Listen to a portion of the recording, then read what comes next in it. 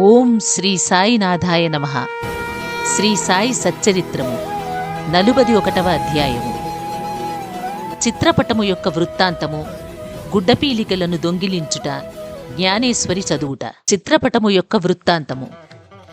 గత అధ్యాయములో చెప్పిన ప్రకారము ఈ అధ్యాయములో చిత్రపటము యొక్క వృత్తాంతమును చెప్పెదము. గత అధ్యాయములోని విషయము జరిగిన 9 సంవత్సరములకు అలీ అహ్మద్ హేమాడ్ పంతును కలిసి ఈ దిగువ కథ అతనికి చెప్పెను. ఒకనాడు బొంబాయి వీధులలో పోవునప్పుడు వీధిలో తిరిగి అమ్మువాని వద్ద అలీ అహ్మద్ సాయిబాబా పటమును కొనెను. దానికి చట్రము కట్టించి తన బాంద్రా ఇంటిలో గోడకు వేలాడదీసెను. అతడు బాబాను ప్రేమించుటచే ప్రతిరోజూ చిత్రపటము దర్శనము చేయుచుండెను. హేమాడ్ పంతుకు ఆ పటమిచ్చుటకు 3 నెలల ముందు అతడు కాలు మీద కురుపులేచి బాధపడుచుండెను. దానికి శస్త్రచికిత్స జరిగెను. అప్పుడతడు బొంబాయిలో ఉన్న తన బావమరిదియగు నూర్ మహమ్మద్ పీర్భాయ్ ఇంటిలో పడి ఉండెను. బాంద్రాలో తన ఇల్లు 3 మాసముల వరకు మూయబడి ఉండెను. అక్కడ ఎవ్వరూనూ లేకుండిరి. అచ్చట ప్రసిద్ధి చెందిన అబ్దుల్ రెహమాన్ బాబా, మౌలానీ సాహేబు, మహమ్మద్ హుస్సేను, సాయిబాబా, తాజుద్దీన్ బాబా మొదలగు సజీవ యోగుల పటములుండెను. వానిని కూడా కాలచక్రము విడువలేదు. అతడు వ్యాధితో బాధపడుచూ బొంబాయిలో నుండెను. బాంద్రాలో ఆ పటములేల బాధపడవలెను? పటములకు కూడా చావు పుట్టుకలున్నట్లుండెను. పటములన్నీయు వాని వాని అదృష్టములను అనుభవించెను. కాని సాయిబాబా పటము మాత్రము ఆ కాలచక్రమును తప్పించుకొనెను. అదెట్లు తప్పించుకొనగలెనో నాకింతవరకెవరూ చెప్పరేరైరి.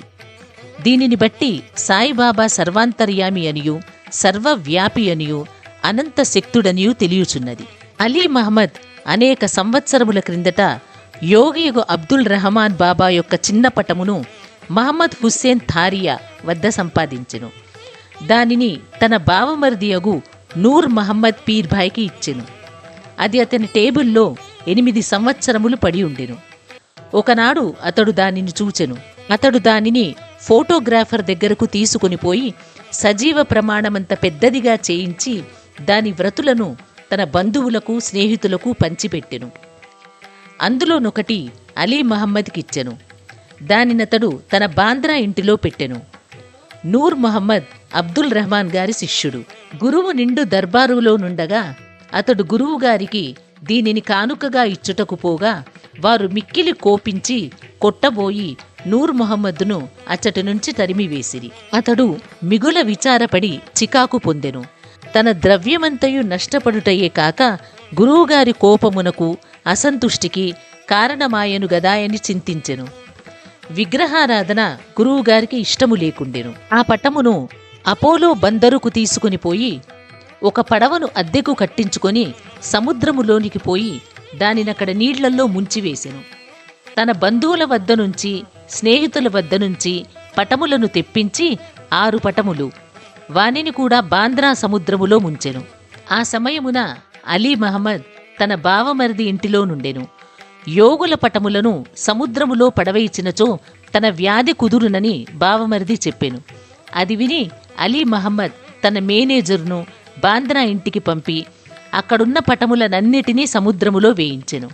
2 నెలల పిమ్మట అలీ మహమ్మద్ తన ఇంటికి తిరిగి రాగా బాబా పటము ఎప్పటివలే గోడ మీద నుండుట గమనించి ఆశ్చర్యపడెను. తన మేనేజరు పటములన్నీ తీసివైచి బాబా పటము నెట్లు మరెచెనో అతనికే తెలియకుండెను. వెంటనే దానిని తీసి బీరువాలో దాచెను. లేకున్నా తన బావగారు దానిని చూచినచో దానిని కూడా నాశనము చేయునని భయపడెను. కాని దానినెవరికివ్వవలెను? దానిని ఎవరు జాగ్రత్త పరిచెదరు?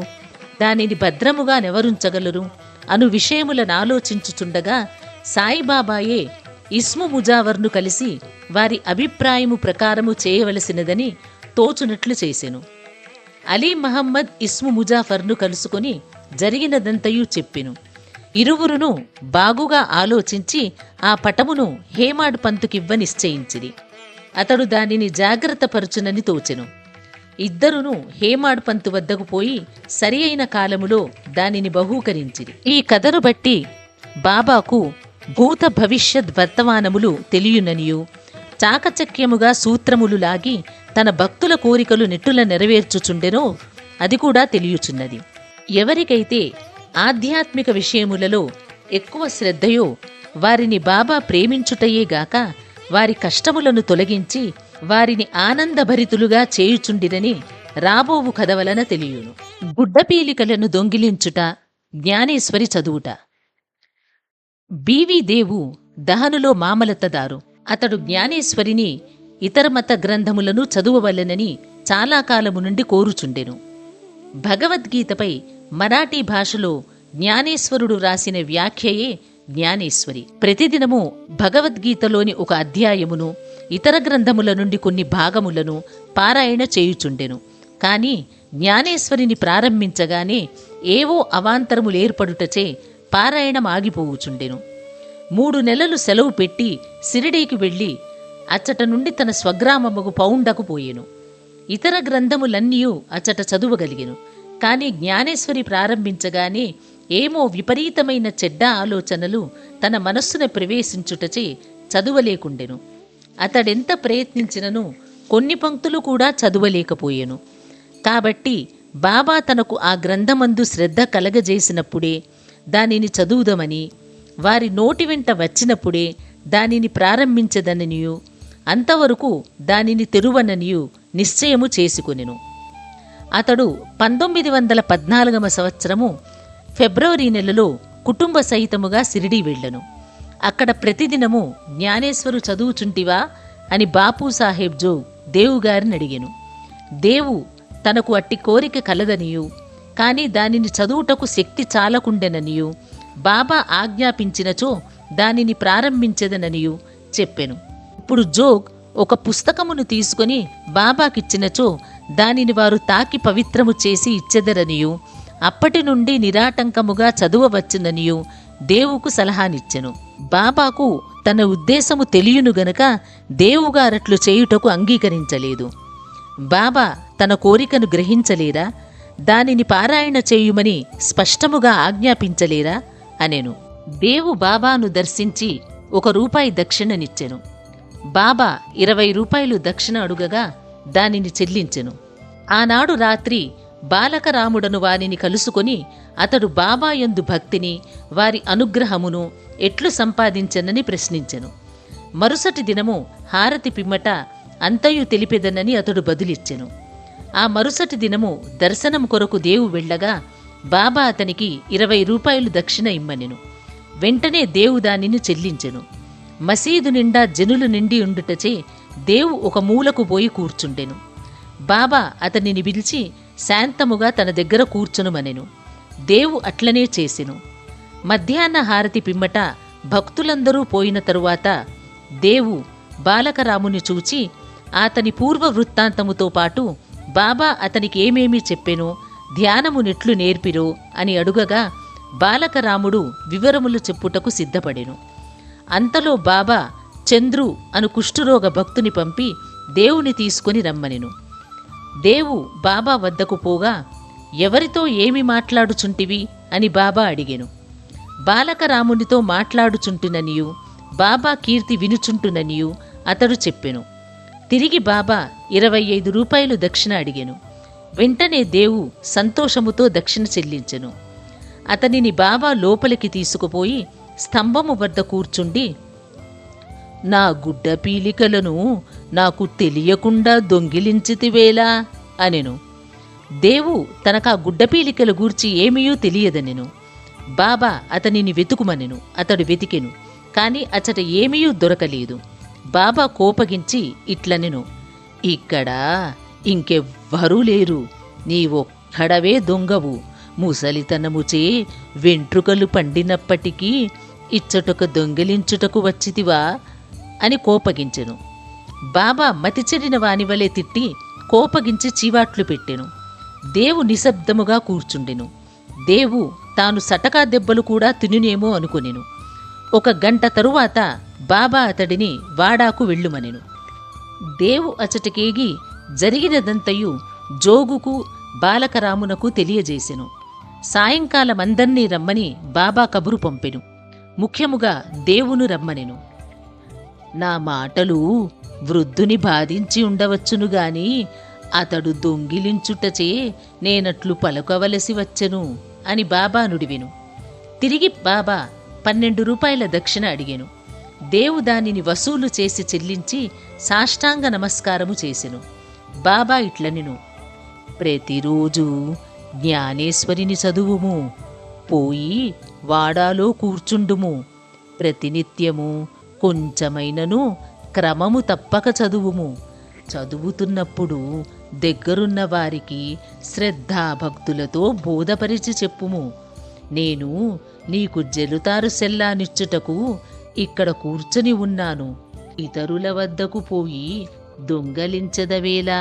నీకు దొంగతనమునకు అలవాటు పడవలెనని ఉన్నదా? బాబా మాటలు విని దేవు సంతసించెను. బాబా తనను జ్ఞానేశ్వరిని ప్రారంభించుమని ఆజ్ఞాపించెననియు, తనకు కావలసినదేదో అది దొరికెననియు, అప్పటి నుండి తాను సులభముగా చదువగలననియు అనుకొనెను. తిరిగి బాబా పాదములకు సాష్టాంగ నమస్కారమునర్చెను. తాను శరణు వేడను కనుక తనను బిడ్డగా నించి జ్ఞానేశ్వరి చదువుటలో తోడ్పడవలసినదని బాబాను వేడుకొనెను. పీలికలు దొంగలించుట అనగానేమో దేవుకప్పుడు గ్రహించెను. బాలకరాముని ప్రశ్నించుటయే గుడ్డపీలికలు దొంగిలించుట. బాబా కట్టి వైఖరి ఇష్టము లేదు. ఏ ప్రశ్నకైనా సమాధానము ఇచ్చుటకు తామే సిద్ధముగా నుండిరి. ఇతరులను అడుగుట బాబాకు ఇష్టము లేదు. అందుచే అతనిని బాధించి చికాకు పెట్టెను. అదియును కాక ఇతరులను అడుగకుండా బాబానే సర్వము అడిగి తెలుసుకొనవలసినదనియు, ఇతరులను ప్రశ్నించుట నిష్ప్రయోజనమనియూ చెప్పెను. దేవు ఆ తిట్లను ఆశీర్వాదములుగా భావించి సంతుష్టితో ఇంటికి పోయెను. ఆ సంగతి అంతటితో సమాప్తి కాలేదు. బాబా చదువుమని ఆజ్ఞాపించి ఊరుకొనలేదు. 1 సంవత్సరము లోపనే బాబా దేవు వద్దకు వెళ్ళి వాని అభివృద్ధి కనుగొనెను.